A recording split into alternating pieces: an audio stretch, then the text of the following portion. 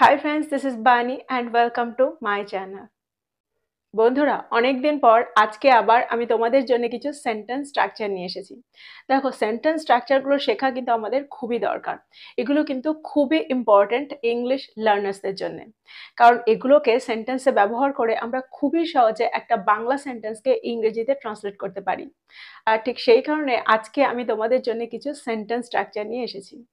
আর তাছাড়াও এই স্ট্রাকচারগুলোকে সেন্টেন্সে ব্যবহার করে তোমরা একটা কনভারসেশনকে কিন্তু অনেকটাই অ্যাডভান্সড করে তুলতে পারো, অনেকটাই স্মার্ট করে তুলতে পারো। তো সেন্টেন্স স্ট্রাকচারগুলোকে খুব মন দিয়ে দেখো, প্রত্যেকটা সেন্টেন্স স্ট্রাকচারকে নোট ডাউন করো আর সেগুলোকে দিয়ে আরও সেন্টেন্স তৈরি করো আর তারপর সেগুলোকে ব্যবহার করো। তো আজকের ভিডিওটাও কিন্তু খুবই ইম্পর্টেন্ট হতে চলেছে, তোমরা কোথাও যেও না, আমার সাথে ভিডিওটা একদম শেষ পর্যন্ত থাকো। আর যারা চ্যানেলে নতুন অর্থাৎ প্রথম আমার ভিডিও দেখছো তারা প্লিজ চ্যানেলটাকে সাবস্ক্রাইব করে নিও, তাহলে যখনই আমি ভিডিও আপলোড করব তোমরা নোটিফিকেশন পেয়ে যাবে। তো আর দেরি না করে চলো শুরু করা যাক আজকের ভিডিও। প্রথম স্ট্রাকচারটা হলো it's foolish to. It's foolish to, দেখো আমরা এটার পরে অর্থাৎ ইটস ফুলিশ টু এর পরে সাধারণত ভার্বের ফার্স্ট ফর্মে ব্যবহার করে থাকি, আর যার অর্থ হলো এটা করাটা বোকামি বা ওটা বলাটা বোকামি, তার এরকম ভাবে ব্যবহার করাটা বোকামি, না বুঝে কথা বলাটা বোকামি। দেখো এরকম ধরনের বাক্য আমরা বাংলায় প্রায়ই বলে থাকি, কিন্তু এটাকে ইংরেজিতে ট্রান্সলেট করতে আমরা এই স্ট্রাকচারটার ব্যবহার করতে পারি আর খুব সহজেই সেন্টেন্সটাকে আমরা ইংরেজিতে ট্রান্সলেট করতে পারি। ফর এক্সাম্পল, সতর্কতা উপেক্ষা করাটা বোকামি। It's foolish two ignore the warnings. It's foolish two ignore the warnings. তো এই সেন্টেন্সটার মধ্যে দিয়ে তোমরা বুঝতে পারছো আমরা স্ট্রাকচারটাকে সেন্টেন্সে কিভাবে ব্যবহার করছি। আরো এক্সাম্পল দেখো, আগে না ভেবে কথা বলাটা বোকামি। It's foolish to speak without thinking first. It's foolish to speak without thinking first. সবাইকে খুশি করার চেষ্টা করাটা বোকামি। It's foolish to try to please everyone. It's foolish to try to please everyone. তো এই সেন্টেন্সগুলোর মধ্যে দিয়ে তোমরা বুঝতে পারলে যে সেন্টেন্সে আমরা স্ট্রাকচারটাকে কি করে ব্যবহার করছি। আমার মনে হয় এবার তোমরা স্ট্রাকচারটাকে সেন্টেন্সে খুব সহজেই ব্যবহার করতে পারবে। চলো দেখি পরের স্ট্রাকচারটা। দেখো বাংলায় আমরা প্রায় বলে থাকি এটা করাটা আমার বাধ্যতামূলক, তার এটা করাটা বাধ্যতামূলক, অর্থাৎ সেখানে আর কোনো অপশানই নেই। তো এই ধরনের সেন্টেন্সকে আমরা বাংলা থেকে ইংরেজিতে কি করে ট্রান্সলেট করতে পারি, এখানে আমরা কোন স্ট্রাকচারটার ব্যবহার সেন্টেন্সে করতে পারি। এখানে কিন্তু আমরা ইটস কম্পালশন টু এর ব্যবহার সেন্টেন্সে করতে পারি। সেন্টেন্স দেখো আরো ভালো করে বুঝতে পারবে। চাকরিটা করা তোমার বাধ্যতামূলক। It's your compulsion to do the job. It's your compulsion to do the job. গাছগুলোতে জল দেওয়াটা তার বাধ্যতামূলক। It's her compulsion two water the plants. It's her compulsion two water the plants. তাহলে তোমরা বুঝতে পারছো সেন্টেন্সে আমরা ইটস কম্পালশন টুকে কিভাবে ব্যবহার করছি, অর্থাৎ এই স্ট্রাকচারটাকে আমরা সেন্টেন্সে কিভাবে ব্যবহার করছি আর অর্থটাকে কত সুন্দরভাবে আমরা বাংলা থেকে ইংরেজিতে ট্রান্সলেট করতে পারছি। আর একটা সেন্টেন্স দেখো, প্রতিদিন আমাদের ঘর পরিষ্কার করাটা আমাদের বাধ্যতামূলক। It's hour compulsion to clean our rooms every day. It's hour compulsion to clean our rooms every day. তো এই সেন্টেন্সগুলোর মধ্যে দিয়ে আমার মনে হয় তোমরা খুব ভালো করে বুঝতে পারলে সেন্টেন্সে আমরা এই স্ট্রাকচারগুলোকে কি করে ব্যবহার করছি। এবার আমরা দেখব পরের স্ট্রাকচারটা। পরের স্ট্রাকচারটা হলো ইট ডাজন্ট বেফিট। ইট ডাজন্ট বেফিট, যার অর্থ হলো এটা শোভনীয় নয় বা এটা শোভা পায় না। দেখো বাংলায় আমরা প্রায় বলে থাকি তোমার এটা করা শোভা পায় না, তার এটা বলা শোভা পায় না, বা তার জন্য এটা করা শোভনীয় নয়।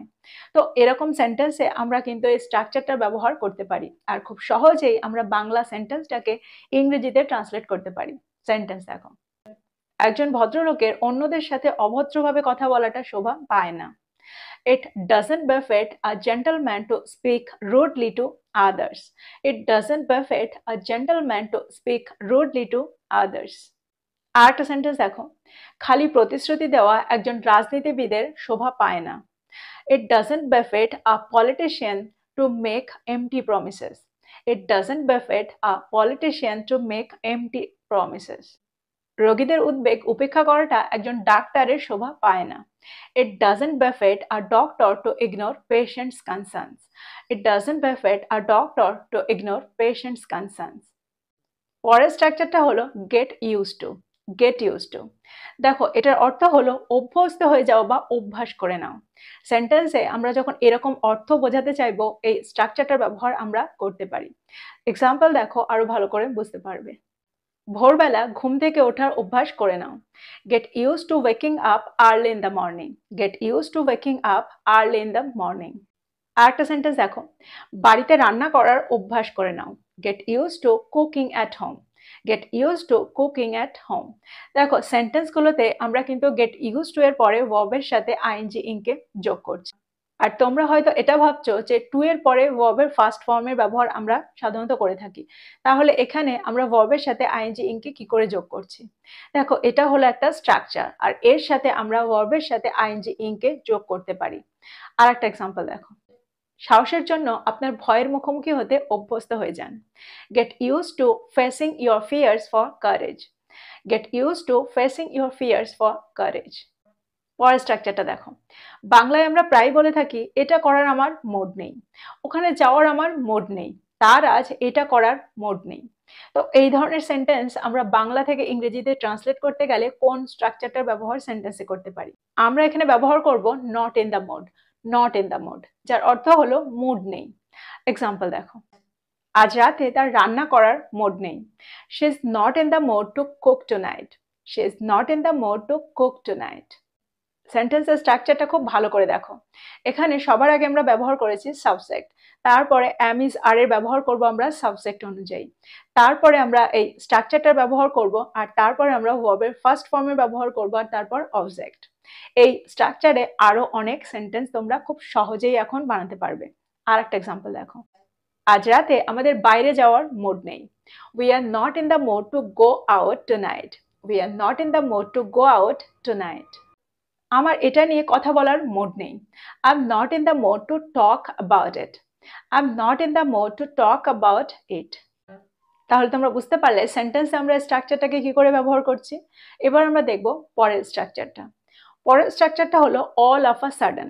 অল অফ আ সাডেন, যার অর্থ হলো হঠাৎ করে। যখন কোনো কিছু হঠাৎ করে হয়ে যায়, আমরা সেন্টেন্সে বোঝাতে চাই, তখন আমরা এই স্ট্রাকচারটার ব্যবহার সেন্টেন্সে করতে পারি। এক্সাম্পল দেখো, হঠাৎ করে প্রবল বৃষ্টি শুরু হয়েছিল। All of a sudden it started raining heavily. All of a sudden it started raining heavily. হঠাৎ করে সে তার মন পরিবর্তন করেছিল। All of a sudden he changed his mind. All of a sudden he changed his mind. আরেকটা example দেখো, হঠাৎ করে বাচ্চাটা কাঁদতে শুরু করেছিল। All of a sudden the baby started crying.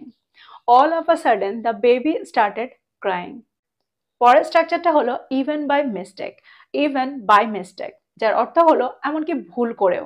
আমরা প্রায় বলে থাকি সে ভুল করেও এটা করে না, এমনকি সে ভুল করেও এটা বলে না।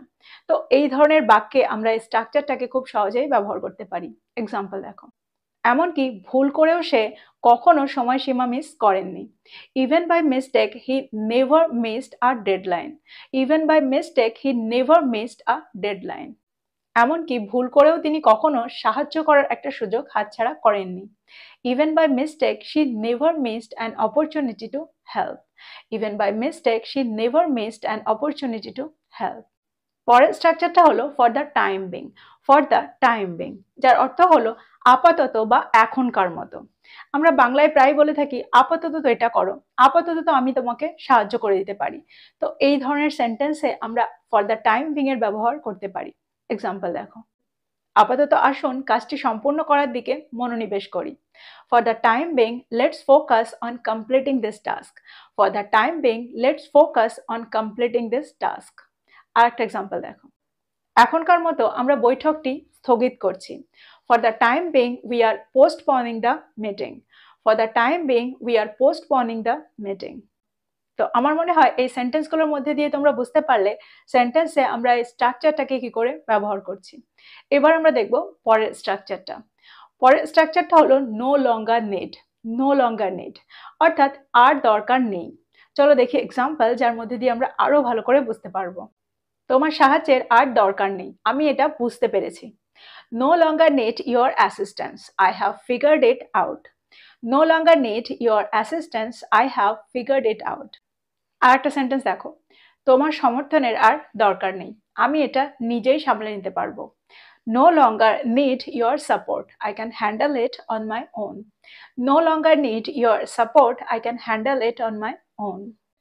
পরের স্ট্রাকচারটা হলো কাম হোয়াট মে। কাম হোয়াট মে, যার অর্থ হলো যাই হয়ে যাক না কেন। আমরা বাংলায় কিন্তু প্রায়ই বলে থাকি যাই হয়ে যাক না কেন আমি এটা করব, যাই হয়ে যাক না কেন আমি এটা বলবো। তো এই ধরনের বাক্যে আমরা এই স্ট্রাকচারটাকে ব্যবহার করতে পারি, কাম হোয়াট মে। যাই হয়ে যাক না কেন আমি চ্যালেঞ্জটার মোকাবেলা করব। Come what may I will face the challenge. Come what may I will face the challenge. যাই হয়ে যাক না কেন আমরা এটা কাটিয়ে ওঠার একটা উপায় খুঁজে বার করব। Come what may, we will find a way to overcome this. Come what may, we will find a way to overcome this. যাই হয়ে যাক না কেন আমি কখনোই হাল ছাড়বো না। Come what may, I will never give up. Come what may, I will never give up. তাহলে তোমরা বুঝতে পারলে সেন্টেন্সে আমরা come what may কে কি করে ব্যবহার করছি। তো এই স্ট্রাকচারটা দিয়ে আরো সেন্টেন্স তৈরি করো আর সেগুলোকে ব্যবহার করো। তো এই হলো কিছু স্ট্রাকচার আজকের ভিডিওর। আমার মনে হয় প্রত্যেকটা স্ট্রাকচার তোমাদের কাছে খুব সহজ মনে হয়েছে, তোমরা খুব সহজেই সেন্টেন্সে ব্যবহার করতে পারবে। প্রত্যেকটা স্ট্রাকচারকে নোট ডাউন করো আর সেগুলো দিয়ে সেন্টেন্স তৈরি করো, আর তারপর ওগুলোকে ব্যবহার করো। যত তোমরা ব্যবহার করবে, যত তোমরা প্র্যাকটিস করবে, তত তাড়াতাড়ি কিন্তু ফ্লুয়েন্ট হবে আর এগুলোর সাথে সড়গড় হবে। তো আজকের ভিডিওটা এই পর্যন্তই। ভিডিওটা ভালো লাগলে লাইক করতে ভুলে যেও না, বন্ধুদেরকে শেয়ার করো যারা ইংরেজি শিখছে। So this is all about today. I will be back with another video. Till then, take care. Thank you for watching this video. Bye bye.